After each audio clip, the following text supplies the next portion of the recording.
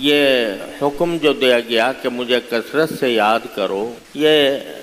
اللہ تعالیٰ کا اس میں کوئی فائدہ نہیں ہے کہ بندے یاد کریں اس کو، وہ بے نیاز ہے، لوگوں کی تعریف سے، لوگوں کے یاد رکھنے سے بے نیاز ہے، لہذا اس کو کوئی ضرورت نہیں۔ ضرورت ہماری ہے، بندوں کی ہے، کیونکہ جس مقصد کے لیے یہ دنیا میں آئے ہیں اس مقصد کو ذہن میں رکھنے کا سب سے بڑا ذریعہ ذکر اللہ ہے، اللہ تبارک و تعالیٰ کا ذکر۔ اگر کوئی غلطی، کوئی گمراہی، کوئی گناہ، کوئی جرم سرزد ہوتا ہے تو وہ اسی وجہ سے ہوتا ہے کہ بندے اپنے اللہ کو بھول جاتے، اس لیے ہمیں یہ حکم دیا گیا۔ اور جیسا کہ میں نے پہلے بھی عرض کیا تھا کہ ذکر اللہ کو اللہ تعالی نے اتنا آسان کر دیا ہے کہ آدمی چلتے پھرتے بھی، اٹھتے بیٹھتے بھی، لیٹے بھی ذکر کر سکتا ہے۔ نہ وضو کی شرط ہے، نہ بیٹھنے کی شرط ہے، نہ قبلہ رو ہونے کی شرط ہے، ہر وقت زبان کے اوپر اللہ کا نام رہے۔ جب عادت پڑ جاتی ہے، اللہ تبارک و تعالی ہم سب کو اس کی توفیق عطا فرمائے کہ انسان جب کبھی خاموش ہے اس وقت بھی اس کی زبان اللہ کے ذکر سے تر رہتی۔ میں نے اپنی دادی صاحبہ رحمت اللہ تعالی علیہ جو یہیں ہمارے اس قبرستان میں مدفون ہیں، وہ حضرت گنگوہی رحمۃ اللہ علیہ سے مرید تھیں۔ حضرت قطب الارشاد حضرت مولانا رشید احمد صاحب گنگوہی رحمۃ اللہ علیہ کی مریدہ تھیں۔ میرے دادا بھی حضرت مولانا محمد یاسین صاحب جن کے نام پر یہ باب یاسین ہے، وہ بھی دارالعلوم دیوبند کے ہم عمر تھے، یعنی جس سال دارالعلوم دیوبند قائم ہوا اسی سال میرے دادا حضرت مولانا محمد یاسین صاحب رحمۃ اللہ علیہ کی ولادت ہوئی، اور حضرت حکیم الامت مولانا اشرف علی صاحب تھانوی رحمۃ اللہ علیہ کے ہم سبق تھے، یعنی ساتھ ہی پڑھا ہے اور ساتھ ہی فارغ ہوئے ہیں، اور دارالعلوم دیوبند میں ساری زندگی پڑھاتے رہے، اور کئی پشتوں نے ان کی شاگردی کی۔ وہ حضرت گنگوہی رحمۃ اللہ علیہ کے مرید تھے، اور عادت یہ تھی کہ جب سارے ہفتے دارالعلوم میں پڑھاتے تھے دارالعلوم دیوبند میں، تو جب جمعرات آتی تھی، چھٹی کا دن آتا تھا، تو وہ پیدل دیوبند سے گنگوہ تک سفر کیا کرتے تھے، اور رات حضرت گنگوہی رحمۃ اللہ علیہ کے ساتھ گزارتے تھے، اور اگلے دن جمعہ حضرت کے ساتھ پڑھ کر پھر پیدل واپس دیوبند آتے تھے۔ تو وہ خود بھی حضرت گنگوہی رحمۃ اللہ علیہ کے مرید تھے، اور انہوں نے اپنی اہلیہ یعنی میری دادی صاحبہ کو بھی مرید کرایا ہوا تھا۔ تو ہم تو بچپن سے یہ دیکھتے تھے کہ ان کے ہر سانس کے ساتھ ہم سنتے تھے، ہر سانس کے ساتھ اللہ اللہ اللہ کی آواز آیا کرتی۔ تو جب بندہ اللہ کے ذکر کا اس طرح عادی بن جاتا ہے تو اس کی ہر نقل و حرکت، اس کے ہر سانس میں اللہ تعالیٰ کی یاد سموئی ہوئی ہوتی، اور جتنا یہ ذکر بندہ زیادہ کرے گا اتنا ہی اللہ تبارک و تعالیٰ کا قرب حاصل ہوگا، اتنا ہی اس کے سامنے آخرت کا دھیان رہے گا، اور آخرت کا دھیان ہی وہ چیز ہے جو انسان کو گناہوں سے بچاتی ہے اور جو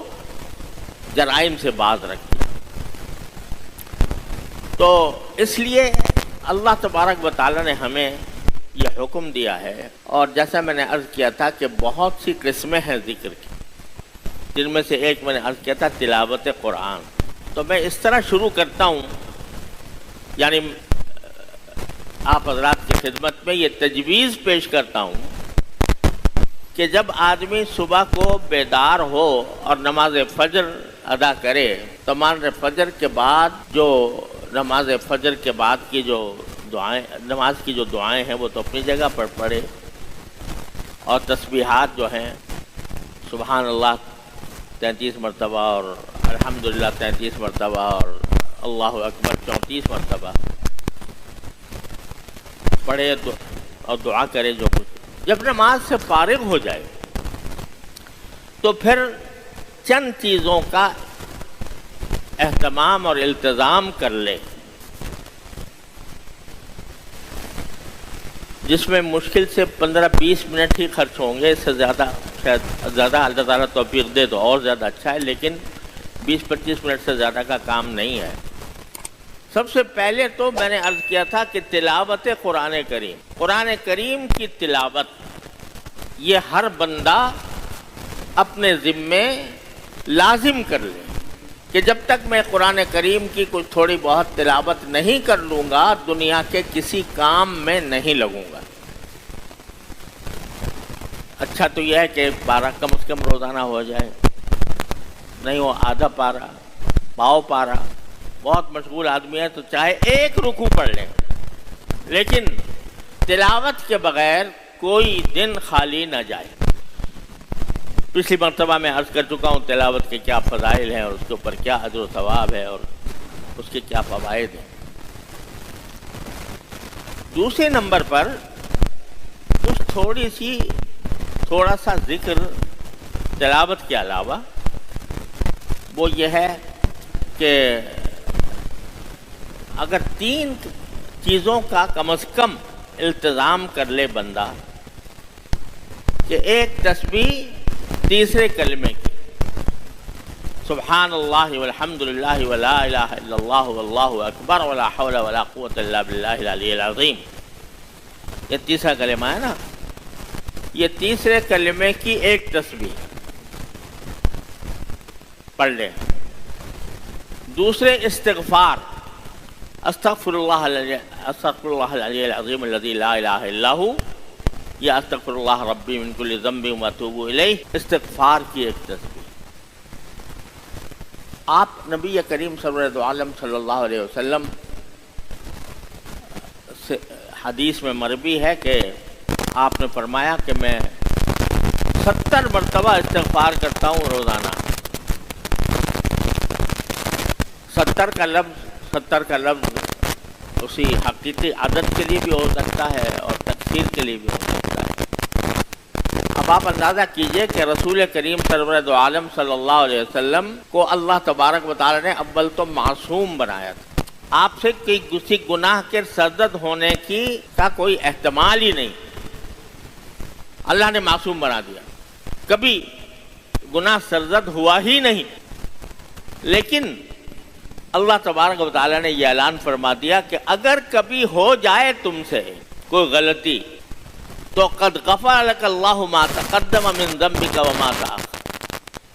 تمہارے اگلے پچھلے سارے گناہوں کو اللہ نے پہلے ہی معاف کر دیا۔ یعنی اول تو گناہ ہو نہیں سکتا، لیکن جو بڑے لوگ ہوتے ہیں جن کا مرتبہ بڑا ہوتا ہے تو بعض اوقات ان کی چھوٹی چھوٹی فروگزاشتوں کو بھی وہ اپنے لیے گناہ سمجھتے، بلکہ علماء کرام نے لکھا ہے کہ نبی کریم سرورد عالم صلی اللہ علیہ وسلم ہر آن ترقی کا فرماتے تھے، درجات میں آپ کے ہر آن ترقی ہو رہی ہوتی تھی۔ آج ایک درجہ ہے، بڑا عالی شان درجہ ہے، لیکن اگلے دن مثلا اس سے اعلیٰ درجہ حاصل ہوتا تھا، اس سے اگلے دن اس سے اعلیٰ درجہ، اس سے اگلے دن اور سے اعلیٰ درجہ۔ تو جب اعلیٰ درجے پر آپ پہنچتے تو اپنے پچھلے درجے کو اپنے لیے گناہ سمجھتے تھے کہ بھئی یہ تو میں نیچے والے درجے میں تھا، یہ میرے لیے میری غلطی تھی، میرا گناہ تھا، اس کو گناہ سمجھ لیتے تھے۔ تو حسنات الابرار سیئات المقربین، یعنی نیک لوگوں کی جو اچھائیاں ہوتی ہیں وہ مقرب لوگوں ان کو اپنے لیے برائی سمجھتے ہیں۔ مثلا نیک لوگ جو ہیں وہ فرائض واجبات پر اکتفا کر لی، انہوں نے سنتیں پڑھ لی، نفلیں کوئی نہیں پڑھی، تو نیک تو ہیں اس لیے کہ فرائض ادا کر لیے، واجبات ادا کر لیے، سنتیں ادا کر لی موقدہ، نفلیں نہیں پڑھی کبھی ان نیک لوگوں۔ تو جو مقرب لوگ ہیں وہ اس کو اپنے لیے برائی سمجھتے ہیں کہ صرف فرائض واجبات اور سنتوں پہ اکتفا کریں، نفلیں نہ پڑھیں۔ تو حسنات الابرار سیئات المقربین، تو نبی کریم سرورد عالم صلی اللہ علیہ وسلم ویسے تو معصوم تھے تمام خطاؤں سے، لیکن جو اپنے نبوت کے اعلیٰ شان کے مطابق جس کو یہ سمجھتے کہ مجھ سے کوتاہی ہوئی اس پر استغفار فرماتے۔ تو ہم جیسے لوگ جو صبح شام پتہ نہیں کتنے گناہوں میں کتنے آفتوں میں گرفتار رہتے ہیں، ہمارے لیے تو استغفار ایک لازمی چیز ہے۔ تو اس لیے کہتا ہوں کہ ایک تسبیح ہوئی تیسرے کلمے کی، سبحان اللہ والحمد للہ ولا الہ الا اللہ واللہ اکبر ولا حول ولا قوت الا باللہ العلی العظیم۔ ایک تسبیح ہوئی استغفار کی، استغفر اللہ العلی العظیم الذی لا الہ الا هو، استغفر اللہ ربی من کل ذنب واتوب الیہ۔ دونوں میں سے کوئی ایک کر لے یا دونوں کر لے، ایک تسبیح، اور ایک تسبیح درود شریف، اللہم صلی علی سیدنا محمد وعلی آل سیدنا محمد کما صلیت علی ابراہیم وعلی آل ابراہیم انک حمید مجید۔ سب سے افضل درود یہ ہے جو ہم تحیات میں پڑھتے ہیں۔ یوں تو درود کے بہت سے صیغے ہیں اور علماء کرام نے درود شریف کی صیغے یعنی درود شریف کے مختلف کلمات جمع کیے ہیں اپنی کتابوں میں، لیکن اس پر اتفاق ہے کہ سارے صیغوں میں سب سے افضل صیغہ درود شریف کا وہ ہے جو ہم نماز میں اتحیات میں پڑھتے ہیں۔ تو یہ درود شریف، یہ 3 تسبیحیں ہوں، ان کا اہتمام کر لیں۔ اور چوتھی بات یہ کہ اس وقت اللہ تبارک و تعالیٰ کی بارگاہ میں یہ عرض معروض کرے، یہ دعا کرے کہ یا اللہ آج کا دن شروع ہو رہا ہے اور اب میں دنیا کے مختلف کاموں کے لیے نکلوں گا، تو یہ میں ایک ایسے معرکے میں داخل ہو رہا ہوں، ایسے کارزار میں داخل ہو رہا ہوں جہاں پر قدم قدم پر نفس اور شیطان بہکاتا ہے انسان۔ تو اللہ میں آپ کی بارگاہ میں یہ دعا کرتا ہوں کہ یا اللہ جب میں اس کارزار زندگی میں داخل ہوں، زندگی کے کاروبار میں داخل ہوں، تو اللہ میری نفس اور شیطان سے میری حفاظت فرمائیے گا اور مجھے گناہوں سے مجھے محفوظ رکھے۔ اپنی طرف سے یہ نیت کر لو کہ جو کام کروں گا اے اللہ میں آپ کی رضا کے لیے کروں گا۔ ان صلاتی و نسکی و محیای و مماتی للہ رب العالمین، اے اللہ میری نماز بھی آپ کے لیے، میری قربانی بھی آپ کے لیے، میری عبادت بھی آپ کے لیے، میرا مرنا اور جینا بھی آپ کے لیے۔ یہ نیت کر لو اور یہ سمجھو کہ بھئی اب روزی کمانے جاؤں گا تو وہ بھی اللہ کے حکم کی وجہ سے جاؤں گا، نبی کریم سرور دو عالم صلی اللہ علیہ وسلم کی سنت کی اتباع میں جاؤں گا، اپنے گھر والوں سے ملوں گا تو وہ بھی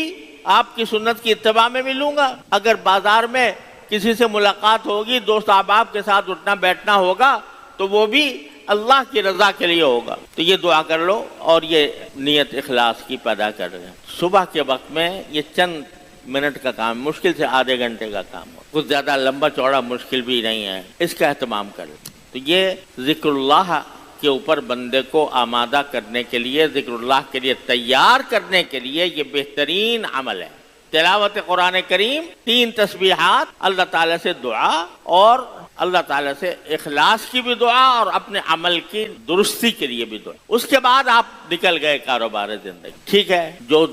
اللہ تعالیٰ نے حلال کیا ہے وہ سب آپ کے لیے حلال ہے، تجارت ہو تو تجارت حلال ہے، ملازمت ہو تو ملازمت حلال ہے، کاشتکاری ہو تو کاشتکاری حلال ہے، جتنے بھی روزی کمانے کے ذریعے ہیں وہ سب اللہ تعالیٰ نے حلال کیے۔ بس اتنا ہو کہ پہلی بات یہ کہ چلتے پھرتے اٹھتے بیٹھتے زبان پر کوئی نہ کوئی ذکر رہے، یعنی وہ تو کر لیا اپنی جگہ معمول پورا، لیکن معمول کے پورا کرنے کے بعد بھی چلتے پھرتے اٹھتے بیٹھتے زبان پر کوئی ذکر ہو، سبحان اللہ، الحمدللہ، لا الہ الا اللہ، اللہ اکبر، ان کلمات میں سے یا درود شریف، بس جو بھی زبان پر آ جائے وہ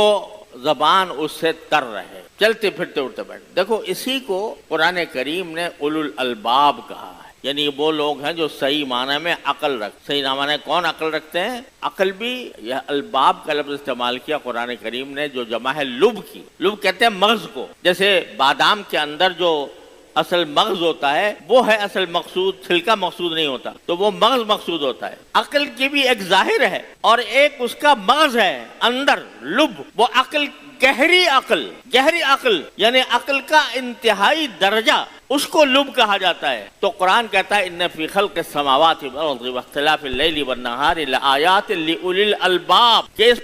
آسمانوں اور زمین کی پیدائش میں اور دن کے آنے جانے میں اس میں بڑی نشانیاں ہیں ان لوگوں کے لیے جو خالص، دقیق اور عمیق عقل رکھنے والے ہیں، گہری عقل رکھنے والے ہیں۔ وہ گہری عقل رکھنے والے کون ہیں؟ الذین یذکرون اللہ قیاما وقعودا وعلی جنوبہم، جو گہری عقل رکھنے والوں کی تعریف کر دی کہ گہری عقل والے وہ ہوتے ہیں جو اللہ کا ذکر کرتے ہیں کھڑے بھی، بیٹھے بھی، لیٹے بھی، قیاما وقعودا وعلی جنوبہم۔ یہ ترغیب اس کی دی جا رہی ہے کہ خدا کے بندو، تمہاری سانسیں تو چل رہی ہیں اور تم کسی نہ کسی کام میں مشغول رہتے ہو، ہم نے کوئی ممانعت نہیں کی، لیکن زبان جو ہے تمہاری اگر وہ خالی پڑی ہے، کام تو کوئی خاص کر رہے ہو، تم کتاب پڑھ رہے ہو یا مثلا کوئی مزدوری کا کام کر رہے ہو، मजदूरी का कर रहे हो, मसलन कोई काम मेहनत का कर रहे हो, मुलाजमत में कोई ड्यूटी लग गई है वो कर रहे हो, खैर ठीक है, तुम्हारा सारा जिस्म उस काम के अंदर मशगूल है, होने दो, जायज है तुम्हारे लिए। लेकिन जबान तो खाली पड़ी है ना, वो तो ऐसी हालत में बिल्कुल खाली पड़ी है, उसको क्यों खाली पड़ा रहने देते हो? उसके जरिए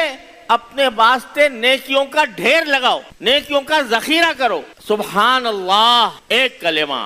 हदीस में आता है मीज़ान अमल को भर देता है। तो इस कलेमे की जुबान से अदा करते रहो, क्या तकलीफ है? कोई मशक्कत नहीं, कोई खर्चा नहीं, वक्त का भी खर्चा नहीं, क्योंकि अपने काम में लगे हो। दिल बयार दस्त बकार व दिल बयार, क्या हाथ तो काम में लगे हुए हैं और दिल अपने महबूब के याद में मसरूफ है। तो जबान को क्यों खाली छोड़ते हो? जबान को अल्लाह के जिक्र से तर रखो, चलते फिरते उठते बैठते। क़यामुम व क़ुऊदुम अला जुनूबिहिम, एक जगह नहीं, कुरान ने कई जगह ये कहा है। और एक जगह फरमाया फ़ज़्कुरुल्लाह क़ियामन व क़ुऊदन अला जुनूबिकुम, कि अल्लाह के जिक्र को खड़े भी, बैठे भी और लेटे हुए भी। जबान को खाली मत छोड़ो, क्योंकि अगर जबान को तुमने खाली छोड़ दिया तो